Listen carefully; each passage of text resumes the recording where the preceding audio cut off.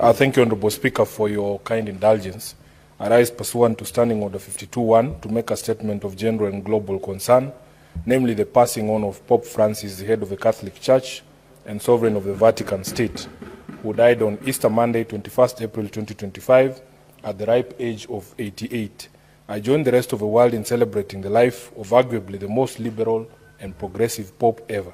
His death is a huge loss to progressives of all shades across the world. Mr. Speaker, as a practicing Catholic myself and one who has had the privilege to see 3 popes in my life, with a 4th about to start his term, I have had time to reflect on the values and principles that the leader of the Holy See usually bestows on the Catholic community, the largest religious denomination across the world. In my reflections, I have come to understand that the key qualities that made Pope Francis unique on the stellar role of popes were his genuine compassion, his grace towards the poor and the vulnerable, his deep belief in the principles of inclusivity, and the mighty hand of support he extended to the marginalized, including sexual and gender minorities, at times when these topics were anathema in most parts of the globe. Indeed, Pope Francis manifested courage in its pure form. Mr. Speaker, sir, it is meaningless to celebrate the lives of the departed if we do not take moments to ask what lessons we have drawn from them or their works. Predictably, many leaders in Kenya and in the world have had occasion since the death of the Pope to hail him as a great person, a wonderful human being, and a compassionate Jesuit. However, I have to point out to everyone that Pope Francis, while he served, declined the trappings of the papacy, preferring to live a humble life in his Casa Santa Maria Marta residence, rather than the papal apartments used by his predecessors. Besides this, the Pope was a legendary believer and purveyor of the common touch philosophy, always preferring to reach out to the masses and to show compassion to the lowly.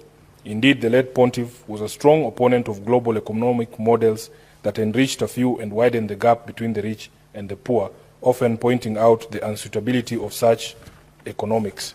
Mr. Speaker, sir, it is my strong contention, therefore, that mourning the Pope in flowery media releases while holding on to the exclusivity of right-wing politics, divisive ethnic rhetoric, corruption, and wanton theft of public resources is hypocritical, insofar as it runs counter to the principles held dear by the departed Pontiff.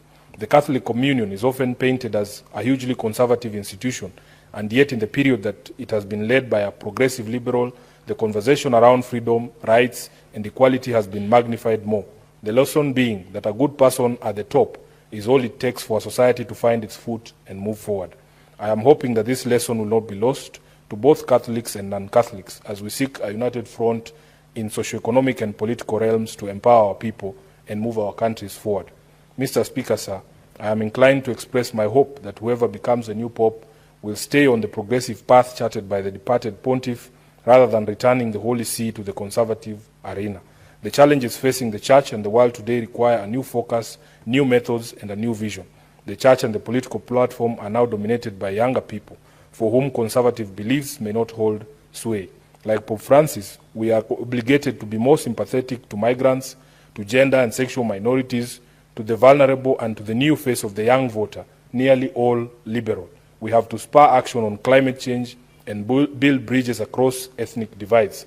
We are now called upon to detach from the divisive rhetoric of our predecessors and embrace each other in our diversity because we have no other option. This will be the greatest way to honor the memory and work of Pope Francis. I thank you, Honorable Speaker.